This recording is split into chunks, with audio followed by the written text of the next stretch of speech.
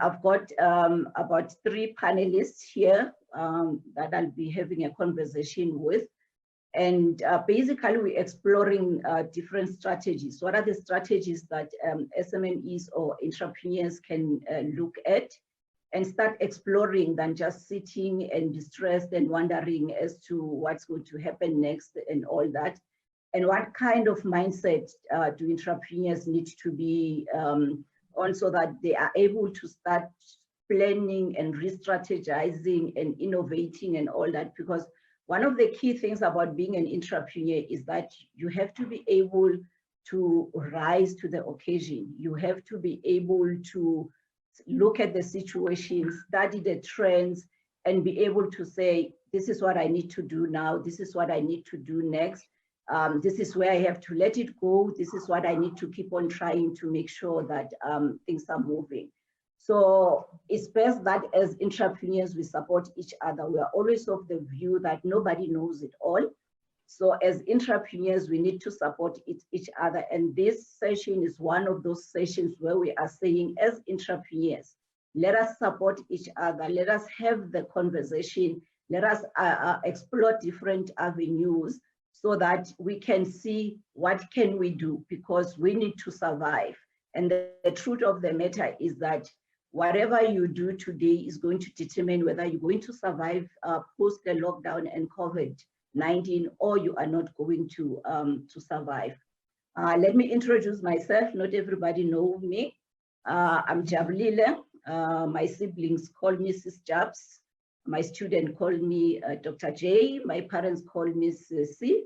So you can decide which one you want to call me. But I like the Dr. J because I work for that title, so I like using that one. So I normally tell my students, call me Dr. J, then you will see me smiling. So I'll let our panelists introduce themselves as well, and they can say as to what brings them here, what made them say yes when I made the call to say, let's have the conversation and talk about these things. Who wants to start? Well, I'll go first then, Dr. J. Okay, Dr. Thank you so much for the opportunity. Thank you so much for the platform and the opportunity. My name is Dr. Sibongile Vilakazi. Dr. J is a colleague of mine, a friend of mine, and a comrade of mine, if you may call it that, because we are passionate about the similar things of trying to develop our people, essentially, you know, people who are trying to make things happen for themselves, and we develop them in different ways. The reason I'm here is because of my experience and understanding of customers and customer experience. Dr. J asked me to come and just talk about how do we, as small businesses, how do you ensure that you stay in touch with your customers and make sure that after the COVID or the lockdown at least is over, you still have your clients on the other side. So I said yes to that because it's something that I do for a living, but also the passion of giving back and ensuring that we share some of the knowledge that we have, and hopefully then we grow together. So that's why I'm here today. Thank you. Okay, I'll go next. Okay, Elona. Hi everyone, I'm Elona Hlatshwayo. I'm a business coach and an executive coach. As I'm here because I'm passionate about growing SMMEs and growing people. So my contribution to the conversation today is going to be around what mindset is key at this time of crisis for entrepreneurs. Okay, thank you, Elona. So the only gentleman. Thank you. My name is Sky. I'm a digital and social media practitioner. And I think the reason I'm here today is just to share my knowledge around the online space and help our listeners navigate around that world. Okay, thank you, Sky.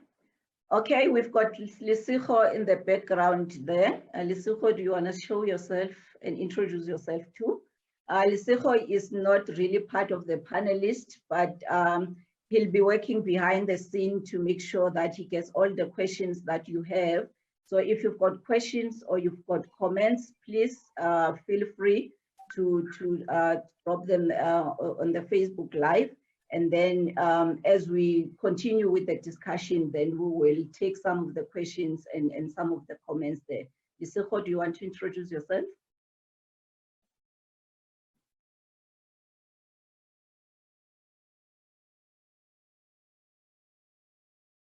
Okay, I think Liseko is on the delayed side of the things. We'll continue whenever he catches up with us, then he can introduce himself. But just to kickstart the conversation, so we put the topic to be SMME survival strategies. So we've got a strategist in our panel, and which is Dr. Sibongile.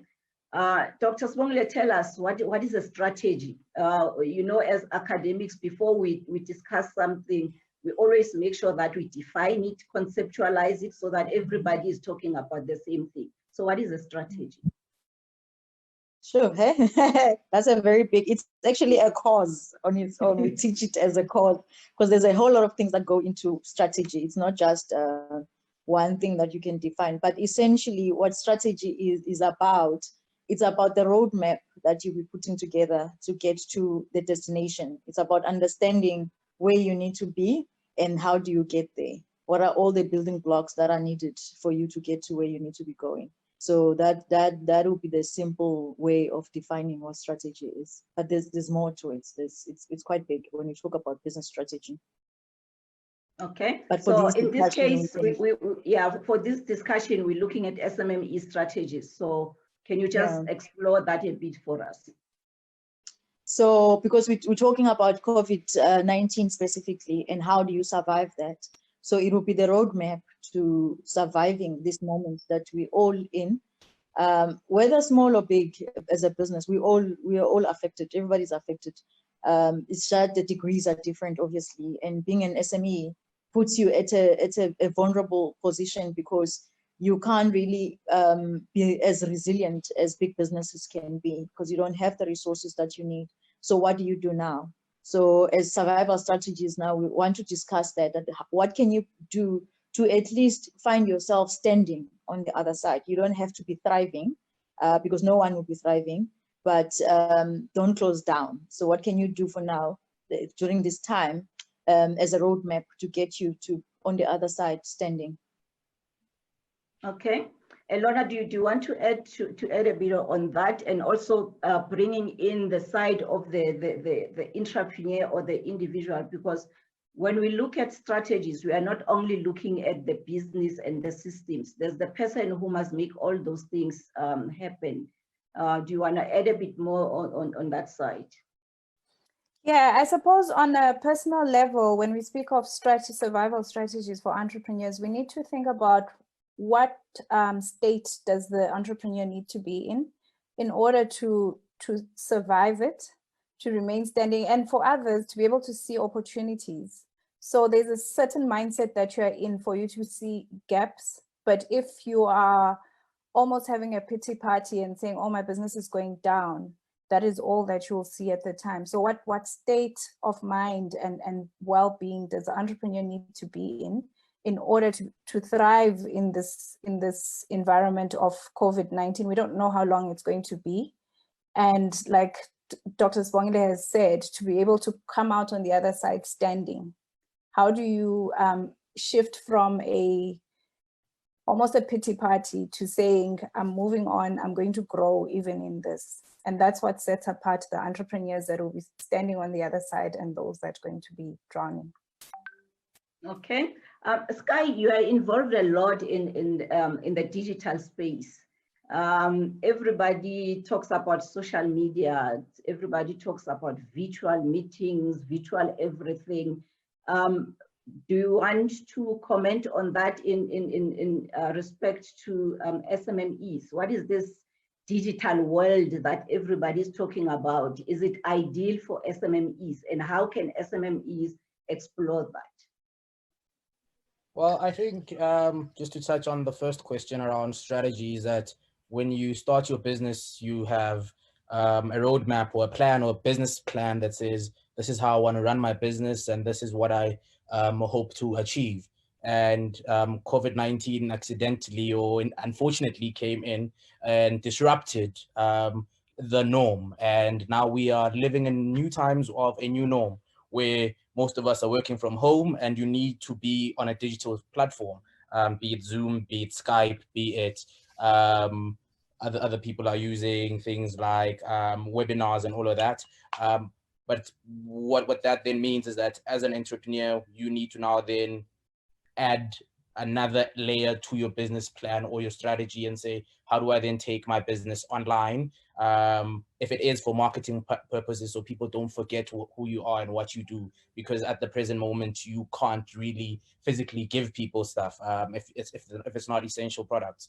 Or how do you then upskill yourself so you can be able to sell your stuff online, where you can apply e-commerce where people can purchase online and you could deliver your products. But I think it's all in learning on how to use these platforms, your digital platforms, to enable your business to survive in these hard times. And I think it's unfortunate that a whole lot of small businesses are going to suffer because they don't have the resource or the know-hows. And during this time, it would be very healthy for most people to start upskilling themselves and start seeing if there is a place to put their business online. There are a couple of websites where you could start using that as an online trade, and then there's free deliveries and stuff like that. But it's actually understanding what online means, and how would it make your business survive. And sometimes it just means just having Facebook presence, and so people could always know which is story, what's it calling, and just remind people by using pictures and of experiences of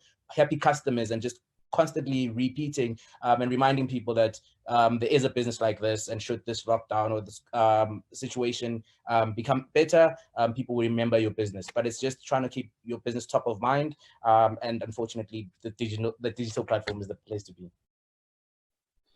Okay, you touched something about Facebook. Most people are on Facebook. And people say they use digital platform to market their business, or they are there for their business. But what are the no-nos? So most people are getting it wrong. Some people treat a Facebook business profile like their own personal profile, which is not the same. So I would urge people to, if you have a business and you want to be on Facebook, understand why you want to be on Facebook firstly, and what are you going to achieve on it. And then look at other brands that are established that you want to benchmark your business with, and see what they're doing, and see, are you capable of doing the same? So if you own a restaurant in the hood, Shisanyama, you could look at probably your Nando's and see what they're doing on Facebook and say, how do you then relate that? It's not, don't do exactly what they're doing, but look at where you're going to go to in the next 3, 4, 5 years, and start seeing that there's a plan. They are always updating. It's not a once in a while, post today and then I forget, post again after 3 months. You need to keep consistent, but you also need to constantly engage with the people that are on your page.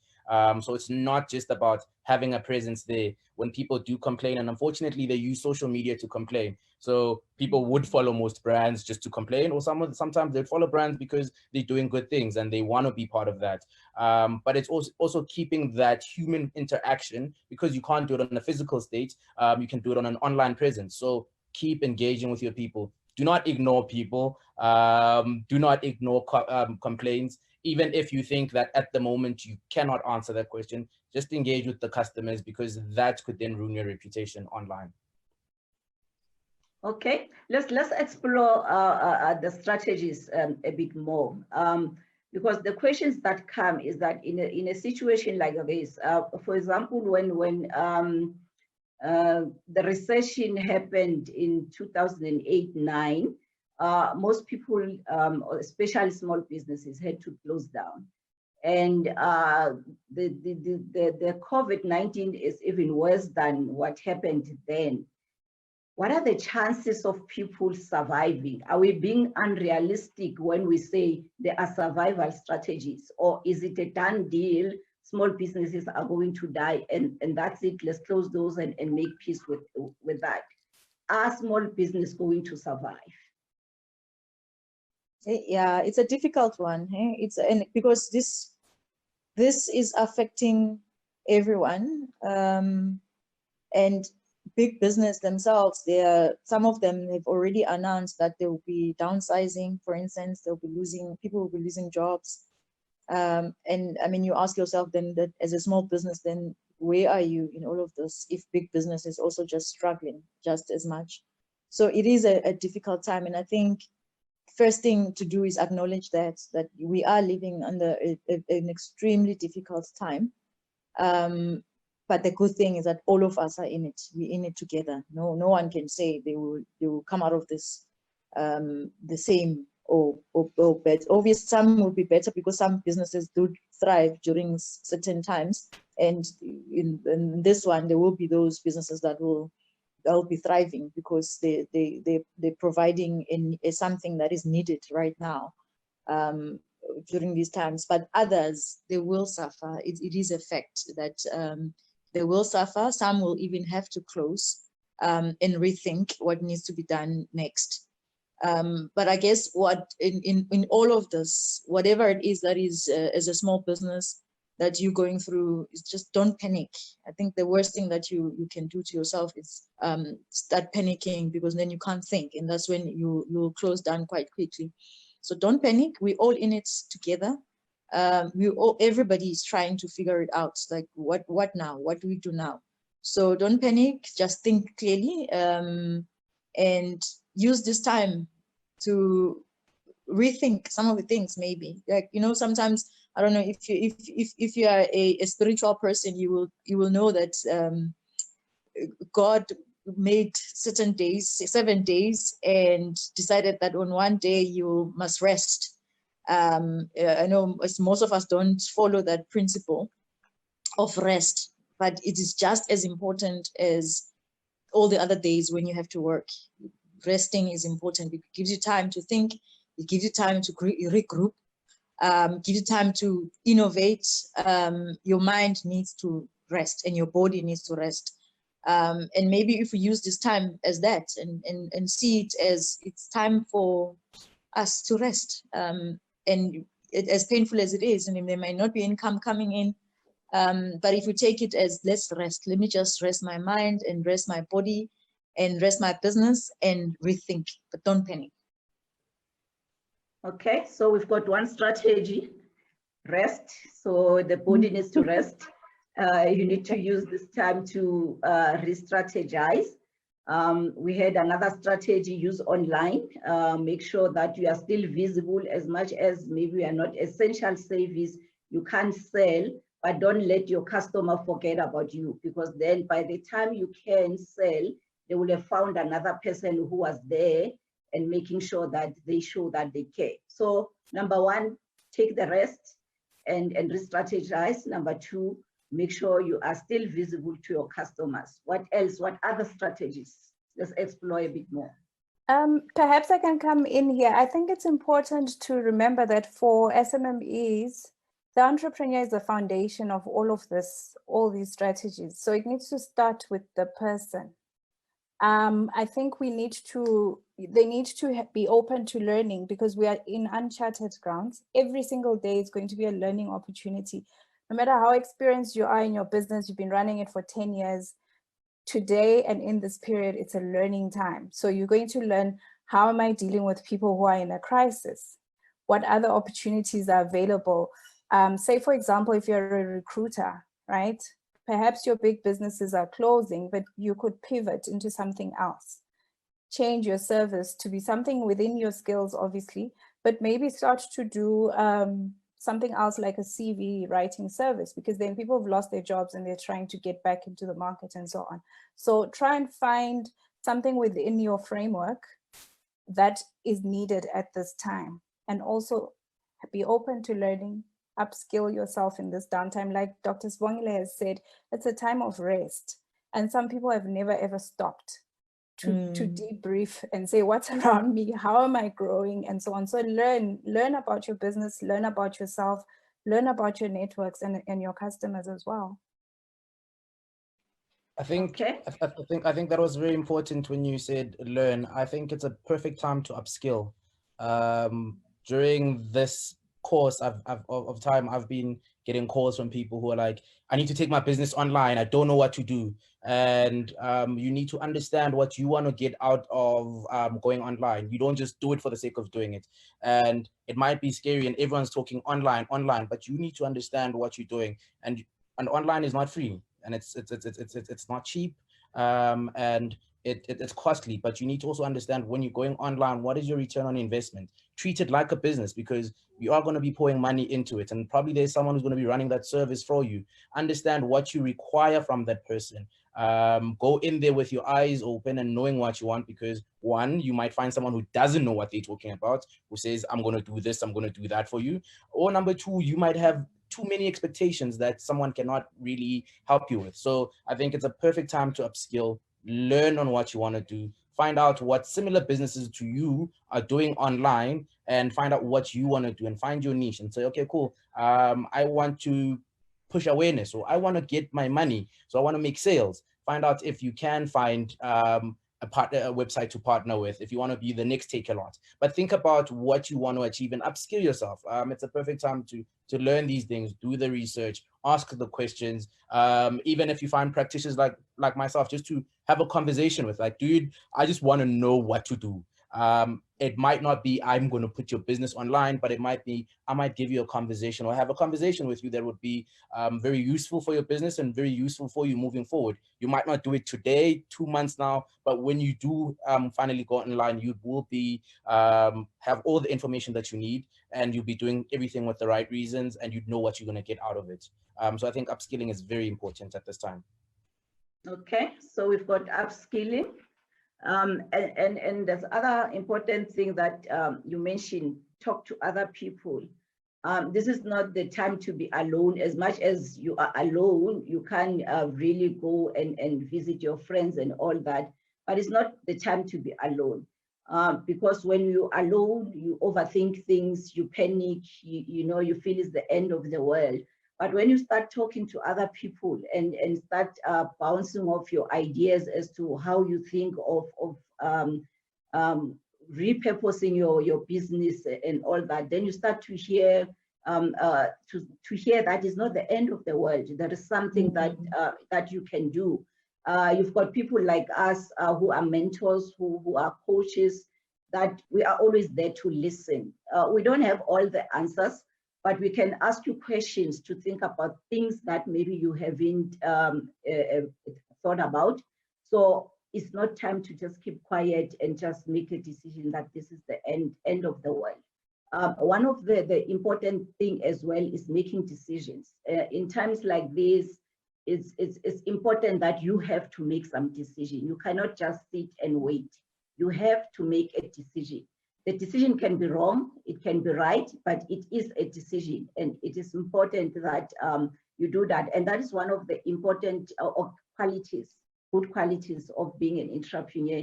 You have to be able to make a decision.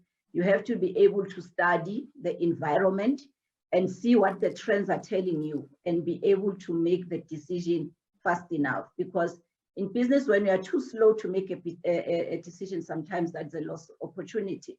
So as much as we are saying it is time to rest, you rest, but your mind still needs to work. You can't stop being an entrepreneur. You might not be able to adapt your business and start selling essential goods at the moment, but you can re-strategize. You can sit and think, you can sit and apply yourself. You can start talking to people. You can go to people like Sky and say, hey, how do I make my business work online? You can go to a coach and say, hey, I want to explore these different things. How do I explore those things? So there's something you can do while we are on lockdown. It's not like you rest and just sleep 24 hours and eat and sleep and eat and sleep. There is something you can do while you are resting. So we have explored a few strategies. We say online, you can look at online. You need to rest because you need to be in the right state of mind. And we also say you need to talk to other people so that at least you can start expanding your thinking and exploring other things. What are the other strategies? Let's explore a bit more. Can I unpack the rest one? Because by resting, in this case, it just means take care, as Elona has said, as a small business, you are most likely the critical employee, because essentially you are working in your company, you're working for yourself. So protect yourself. Resting means protecting your state of mind. I mean, up to now, most likely you've been working very hard in trying to catch up and deliver on the service that you've promised your clients, and that's all it's been about, just delivering. But now you have a chance to step back and protect your mind, protect your mindset. But also resting in this case, it means understanding your business better, because if you've been just running, now you can pause and say, what makes, for instance, my customers to keep coming back to me if they have been coming back to you? How can you understand them better? Why do you do what you do? Like, you know, why do you feel so passionate that you want to work for yourself and you want to create jobs for others? What is your business model? Can you unpack your business model and map it in detail, that you start understanding, you start seeing opportunities for other ways of delivering whatever offering that you have? For instance, opportunities to go on digital, go online. You know, what else can you do? So rest does not necessarily mean sleeping. It means stepping back and understanding the most important things that make your business what it is. And then if there are certain decisions that need to be made, as Dr. J is saying, that you can have the courage to make them. If you realize that, yes, my business has been growing, but maybe it's been growing for the wrong reasons, and I've been attracting the wrong kind of customer that I probably wouldn't want going forward in the future. It's time to make those critical decisions now, and start something else if you need to start something else, or diversify if you need to be diversifying. But it's rest is about stepping back. Just step back, understand, know your business in and out, identify opportunities, identify what else you can do. Okay. Can we share? I always like experience, sharing experience. In your own businesses as entrepreneurs, what have you done? What have you been doing during this lockdown? So the main thing. Okay. Oh. Go Yes, ahead. Dr. Sibongile. No, you can go, Elona. Okay. For me, I've found the strength of my network.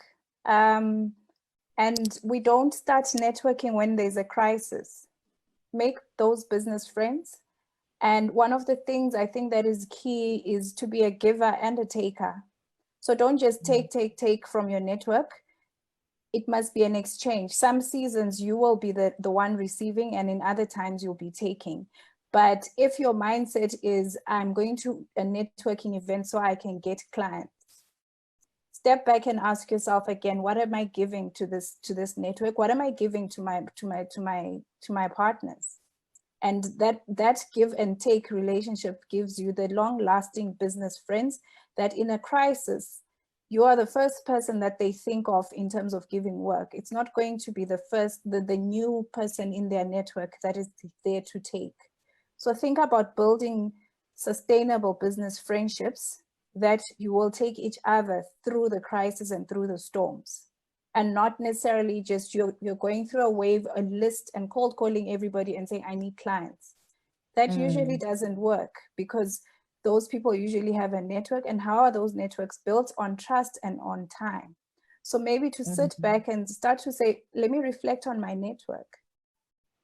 Who are the people around me, and how can we work better together in this time?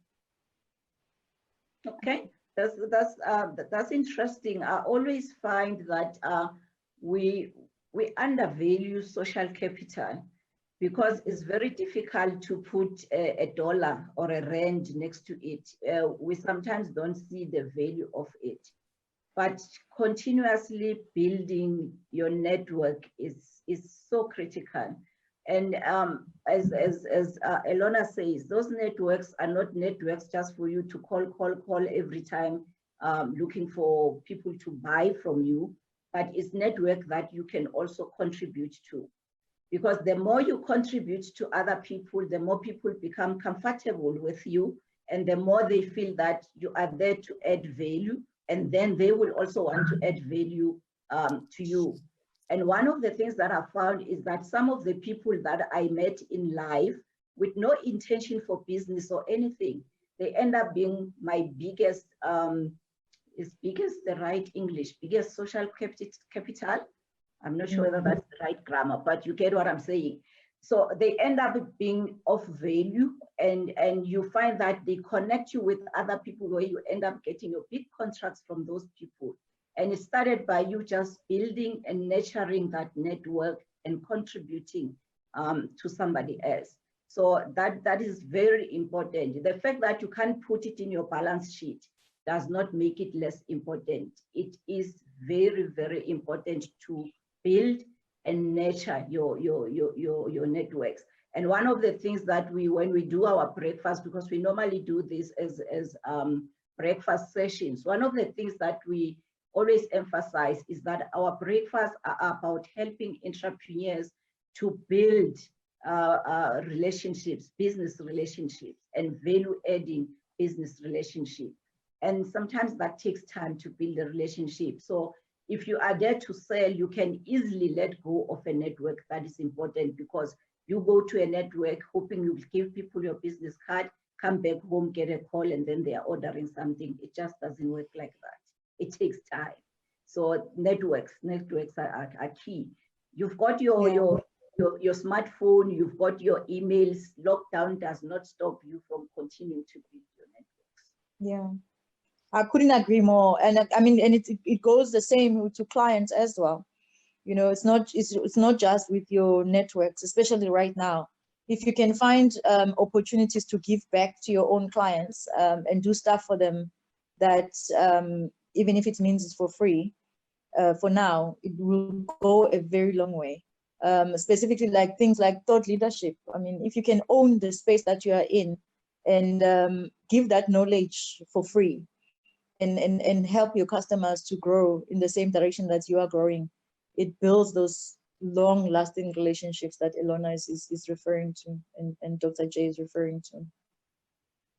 Okay, should we take some questions?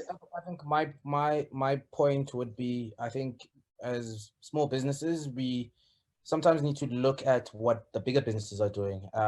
For example, look at what Virgin Active is doing. People can't come to the gym.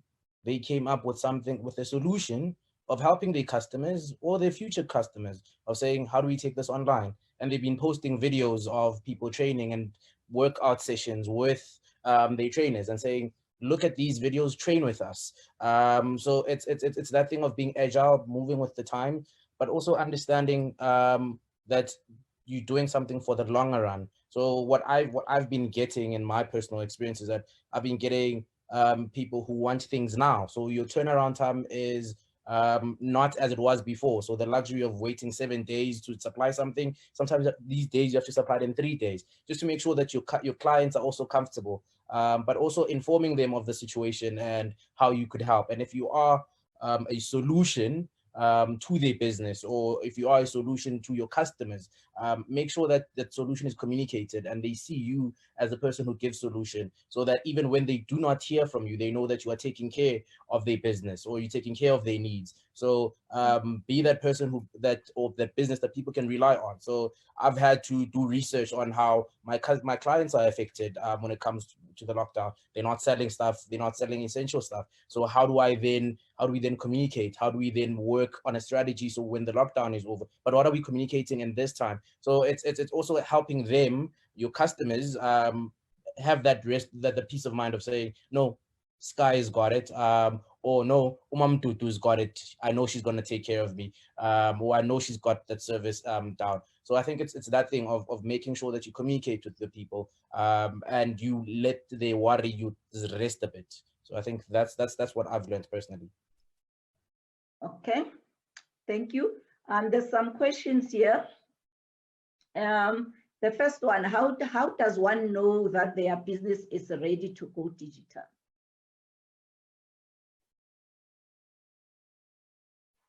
Sky looks like it's more like yours. I think that one is thrown to me. For you. So I think any business could be ready to go digital, but knowing what you want to do on digital. So it depends what you want to do. Do you want to have a Facebook page to keep engaging with your customers, letting them know about your promos, or letting them know about your product, the history, and all of that? So it depends what you want to do. Or do you want to create a website? So I think you need to understand what your business does and what do you want to achieve. So, for example, my wife sells she sells products and she delivers them online. Unfortunately, now she can't, but she's partnered with other people. So she's moved from her own space into another space because that could offer a solution that she wants. So it's actually an understanding why you're going digital and what you're going to do on digital.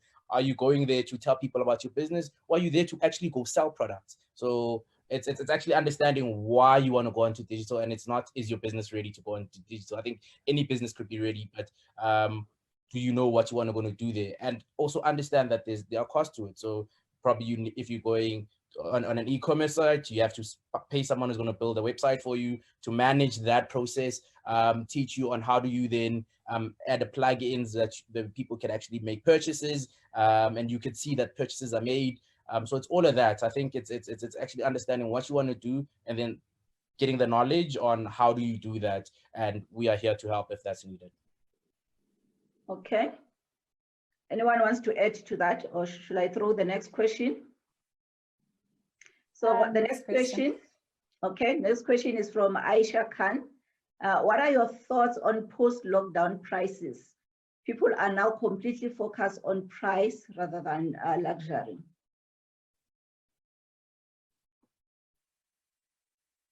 Your thoughts on price? I'm not sure what exactly she wants to, maybe she wants to understand as to the prices that you had on your products and services before lockdown. After lockdown, what is the strategy in your pricing there? I think, can I respond to that? Yes. Because it's part of understanding your customer. And my earlier point about using this time to map your customers, your different customers, why do they come to you? Why do they continue in the past? Why have they been continuing to come to you? Will the same reasons that that were motivating them to come to you still apply in the future? So if your customer used to come to you for luxury, and because of the everything that we've gone through during this COVID-19, they've lost income, they've lost, whatever it is that they've gone through, that is making it difficult for them to keep coming back to you for luxury rather than the price, then obviously you need to change tactic. But whatever it is, that strategy that you're putting in place has to be informed by your understanding your customer right now. What are they going through? And the point that was made earlier on by Sky, that don't be visible, keep talking to them. Because that's the only way you will know what they are going through, and therefore how do you adapt your business and your business model to meet the needs that they'll be having in the future.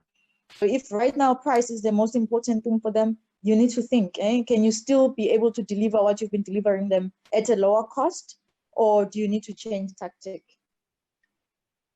Okay.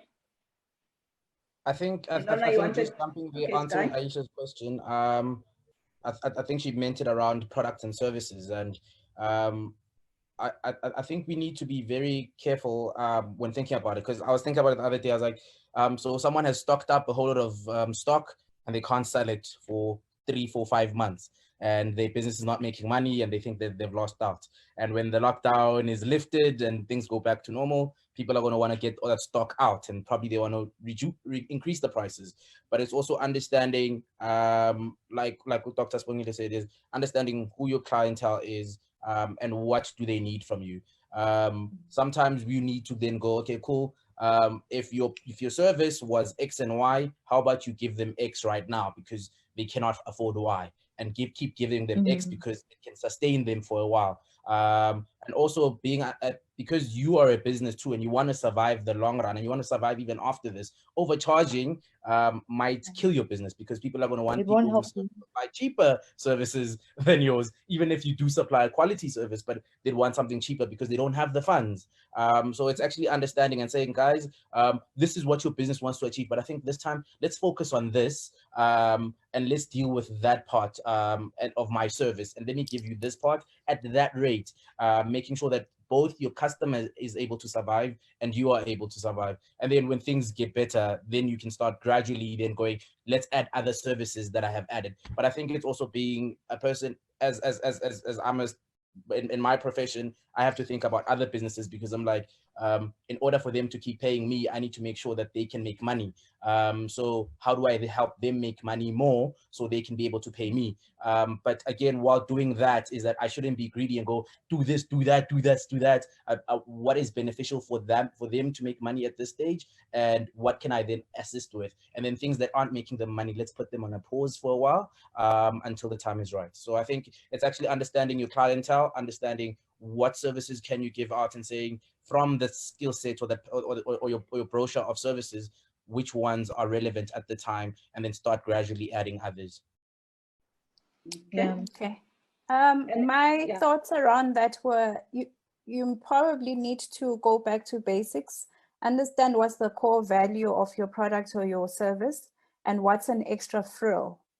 Then when you start to engage with your clients, then this is the core. But if they want the extra luxurious stuff, then you can add it at a different price.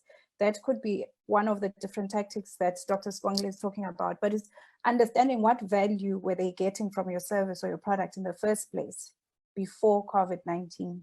And when you understand that and you're clear about your clients, then it'll be easy for you to say, because this is what they wanted more than the extra things that I added, I'll be able to convert or pivot it and offer it in this manner without going into a loss yourself. Yeah. Okay. Yeah, because the other thing, the reality of the matter is that the economy is going to be struggling for a very, very long time. So people are going to be very careful how they spend their money. So you have to package your value proposition in a way that you are able to service the market that is looking for savings, and at the same time you are able to give extra for those who are still prepared to pay for the premium part of your value proposition. But the economy as it is, it was struggling even before lockdown. So those are some of the things as you price that you need to think about and try to test and see, can I still put my product at this price, or do I need to look at how demand and supply is going, how the economy is going, and then start adjusting then based on that. The next question that we have is from Peladi Mshala. One of the important things as a business is to understand your customer, which is one of the things that mentioned. Do we have an idea of the type of customer that will emerge after COVID-19?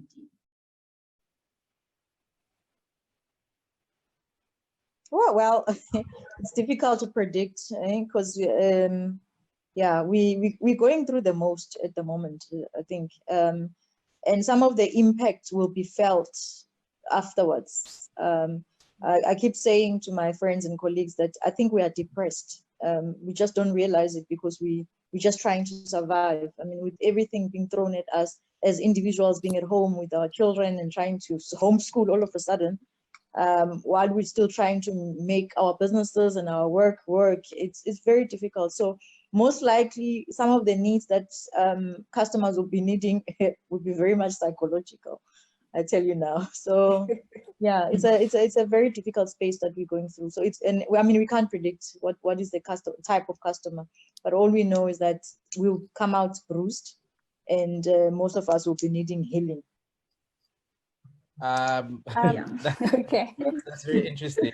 I think we're gonna have tech savvy customers. They're gonna be very savvy when it comes to internet, using their cell phones. They have a whole lot of downtime now to understand their cell phones, unlike before where people had phones and they didn't know what it does. So they'd be very tech savvy. They'd be they understand the digital world, but they also want value. So I think more than anything else, I think because of this time, they've been put in a position where things were very hard.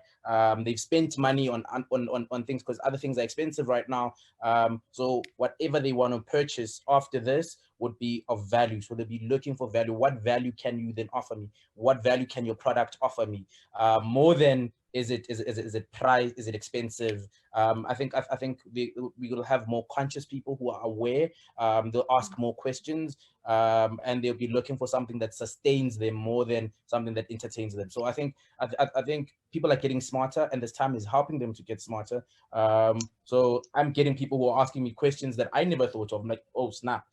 So myself as a practitioner, I need to upskill myself. So we need to also be wary that people are, but they're also going to be fragile. They've come from this place of, I'm tired of sitting at home, and some of them might want to spend like crazy and like, I want to go to Durban, or I want to go to KZN, I want to go to Cape Town and just breathe because I've been in the house for too long. But again, is that as much as they want to do all of those things, they're going to be very aware of how to use money, and am I getting value for this? And can this help me in the next 2 days? Is it going to be a service that's done today and it's done, or can I use it in the next 2 days? So I think we're getting smarter clients who ask the right questions. And yeah, I think we as practitioners, as business owners, we need to add that value. So right now, I think we should be thinking of what value can you add that Mam Tutu is not versus Ms Sibongile or what value are you adding? Because people are going to be looking at that now. So I think it's time that we think about those things.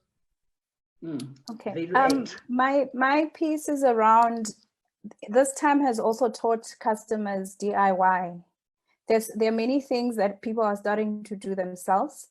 And for example, people are exercising at home. People are doing almost the same exercises they did with personal trainers. And what's the future for the personal trainers in the gym if people can emerge out of this lockdown period as fit as they were when they were going to the gyms, for example? And I want to pick on what Dr. Sibongile said earlier. It's about staying in touch with your customers. In that time of DIY, there's certain things that they're going to struggle with. There's certain things that you're going to pick up that, although she can do it herself, this is where I come in and this is how I'm going to pitch myself. Because let's face it, a lot of services are not essential at the moment, and people are having to do stuff themselves. People are having to do their own gardens. People are having to do a lot of things which they would have outsourced. So now for an SMME is just to think, I now have established that my clients know how to do this, but should I remind them that they don't like to do it? And that's where I come in, or one of those things. So start to make actions out of those engagements with your clients. Yeah, the messaging definitely has to change. You can still come out the other side selling the same product, but you cannot use the same story that before COVID you have, because as you're saying, more people are aware of certain things they were not aware of because they had the time now to upskill themselves and learn certain things. So your messaging or your value proposition or your selling a tagline has to change, because if you are keeping in touch with your customer, you will get to understand as to how they are changing, so that you change with them. Because one of the things about business is that we have to be agile, we have to change with the times. Because they say the one definite thing about life and business is that change will happen. Are you going to be part of the change, or are you going to sit there and resisting it? And as you are sitting at home now, you can't be this busy person that you were. Are you studying your customer behavior?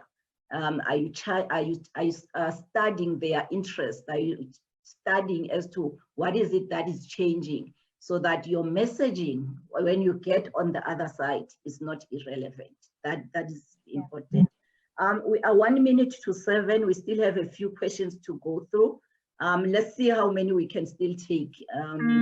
The next question is from Dr Hlatshwayo. What can you advise about regulatory impediments for SMMEs due to lockdown rules or law?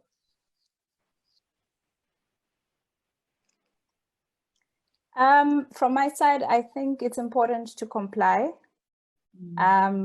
You have a long-term view. You want to come out of this still a reputable business. comply with those laws that have been put in place. If one thing has come out is that those businesses that didn't comply with UIF and so on have been found wanting, because now it's a little bit difficult for you to claim for your staff, although concession has been made. But if we can take lessons out of this, is comply with all the regulations that have to do with your business. Every single thing has its place, and it's important to just be on the right side of the law, if anything. Yep. I got also some of the clients calling me and asking me, how do we register for UIF? How do we make sure that we've got the tax clearance and all that? Because people are starting to realize that to benefit from these government initiatives, you need to comply. So it gets tricky when we don't comply. Yeah, and you can use this opportunity for that. Part of the rest is for that. You know, some of the things that now you realize that you were not doing, do your spring cleaning now and put measures in place that probably were not there. Use this time as an opportunity to do that as well. Okay, let me take another one. This one is from Tutugo Koza. Many around the business space speak of forging a new economy and post the lockdown. What is your understanding of this, and what role should small business play as part of this new economy?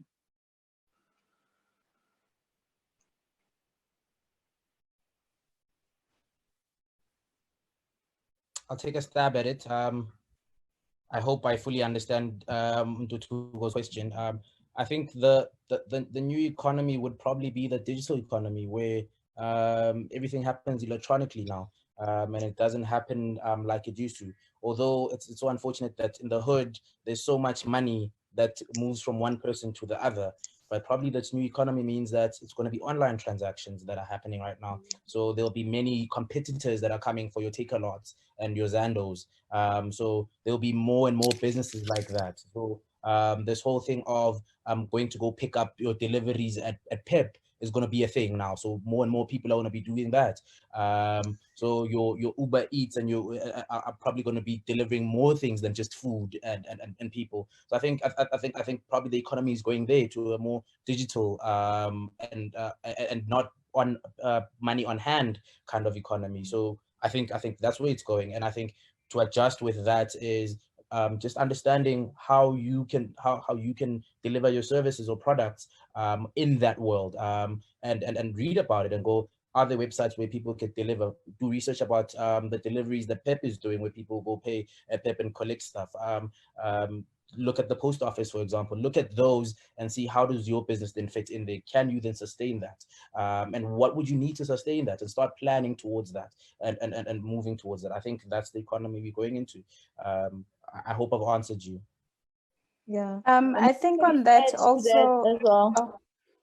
Oh. Okay. No, I wanted to add to that one of the things though that the lockdown specifically has also taught us is that we actually like hanging out with other people. You know, as much as right now being delivering through digital spaces is important and key, we also realize that for instance, the Zoom meetings that we've been having, most of us are like, no, can we just have a normal meeting now and see people face to face? So there's some of it that about being human, that this time is making us realize that it's core to who we are, and we enjoy it and we like it. And if as a business you can capitalize on that, the aspects that make us human, being connected as humans in a physical space, it's just as important. So don't feel the need to think, okay, everything now has to move to digital. Maybe there's an opportunity to also create an experience in the human space, in the human interaction. I don't know how you do it, that makes it relevant for your own business, but capitalize on that as well. We miss that. We realize that we love it, we miss it, and we want to be connected to others. Funny enough, even the introverts are asking now as to when is this lockdown ending. Oh, wow. Even the introverts were saying, let's see how far the extroverts will go. Oh. So I like, think it's sorry. also about just taking lessons from what are the discomforts that your clients are facing now, and how are you going to solve these things within your business model and whatever your service offering is. What is it that they miss about your business? Some of my clients have their customers send them messages. I've done my own nails, but I miss coming there to chat and say, you know, that's the human side of it. So it's also giving you feedback that my service was not just that. I offered this that my clients valued. So start to listen deeper and learn about what is it that your clients will miss a lot in this time, and what can you do about it post-lockdown. Yeah. So you capitalize on what they're complaining about now, because sometimes we focus too much on the products and services. We forget about the experience that people are looking for. I always like to make an example in my class to say, when there's a Jacob's coffee, it is a Jacob's coffee at Woolies, it's a Jacob's coffee at ShopRite, and it's a Jacob's coffee, same Jacob's coffee at Pick n Pay. But what makes people go buy theirs at Woolies versus at Pick n Pay or versus ShopRite is the experience that they get there. And that is what sometimes SMMEs miss, that you are not selling the product. You are selling the added value that you put in that product. You are selling the experience. You're selling the extra benefits that is not in the product itself. The Jacob's coffee tastes the same. Doesn't matter where you get it. But when you go buy that coffee, the experience that you will have a teller or a cashier shouting at you versus the one who greets you and asks you, are you okay, sir? That's what makes you decide where to go. And that is the experience that people will be looking for after this, because they can do their own nails, if you understand. But now they will be looking for that person that when they go do the nails, then they can get a certain experience. They can get to talk about how their COVID-19 lockdown was, you know. So as an SMME, you need to start look at those, that more than the product, what is it that I am giving my customers? What is it that I am really selling? Because you are not selling the product. You have to sell something else. It can be the product, because you can find the product anywhere else, unless you are really, really a special business that you are the only one that sells that product that people can't really go anywhere. You know, you're like Eskom giving us electricity, whether load shedding or not, we'll wait for you. But if you are not that kind of a service provider, you have to sell more than the product.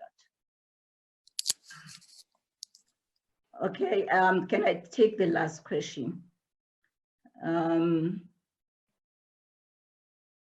So the last one says, I understand the importance of the online presence. In a case of digital divide due to infrastructure, what are possible cost-effective avenues to remain relevant in terms of customer engagements? Does rural economy have a chance to survive during lockdown? This is from Silikanye Serebe. So we can take this question shortly, and then we are over time, and then we can wrap up. I'll take a stab at it. I think there's different needs in the rural economy and the urban economy. So again, we'll go back to look at what's happening in that context and what can you do differently to still suit that context. So we can't say it's a one size fits all for digital, just like Dr. Sibongile said. Look at what can I improve in this rural economy that's going to be accessible and sustainable for the context and the people there. I think another thing that people need to understand that when we use this fancy word called digital, it doesn't mean that everything is nice and fancy and super gloomy. You know, it's super glowy. I mean, it could also mean if you're talking to people in the rural area and you understand what they use, go back to bases. Use USSD setups. Try using that. Try SMS conversations. Those are digital. That's a digital form of communication. So look at what you can do, and that's why I'm saying that I think the biggest thing is understand what your business offers, and in which digital space can you play in. Even Vodacom till this day does it. You has this USSD where you dial star whatnot, and you can interact with them. If you're a soccer lover, you can interact with competitions around soccer on Vodacom's platform. So it doesn't have to be all nice and fancy, and people in the rural areas engage with that. So it's understanding who your clientele is, what technology they have at this moment, and understanding where could you play at, and probably that's the most cheapest that you can play at, and probably just keeping them informed and aware of you via SMS marketing, which is still a digital form. So I think it's just understanding what you want to do, and it's cheaper, and how do you then communicate best with the people that you want to, understanding what your objectives are, that is. Okay, thank you. If we can give, just to wrap up, just give one key thing that you want to leave with the entrepreneurs and the SMMEs out there. I think from my side, what I would say is that don't give up on your dream. It can be daunting, and you sometimes think that you need to make certain decisions to downsize and kill your business, and maybe this thing will never work, you must go back and find a job or something like that. Don't give up on it. There's a reason why you wanted to be in this space. There's a reason that drives you. So don't give up on it. Hang in there. Be resilient. It's difficult, but hang in there. And use this time to position yourself. Spend more time thinking about which other partners that you can connect with. It's been said already. You know, sometimes you don't have to do everything yourself, but this is the time to be connected to other entrepreneurs and go hunt together if it means you have to do that for business. You don't have to be alone during this time. Position yourself and hang in there. Don't give up. Okay, Elona? I just wanted to say panic in this time is your enemy. It closes you off from exploring all the gems that have been shared in the past hour. So it's important to just calm yourself and be open to learning and open to change. Okay, Sky? Well, I think for me I think the biggest thing is talk to people, research, learn, use this time to, if you need to collaborate, do so. Talk to people, find information, upskill yourself as much as you can, learn about the digital world. It does seem scary, but it's not that scary if you are well informed. So just get the research. Okay, thank you. Thank you to our panelists. Thank you for making the time to come share your insights and your experiences on this. I hope our listeners and those who are watching out there, they've gained something. If you lose everything else, but the main thing is that you can make it work. Entrepreneurship is about that. You have to make it work.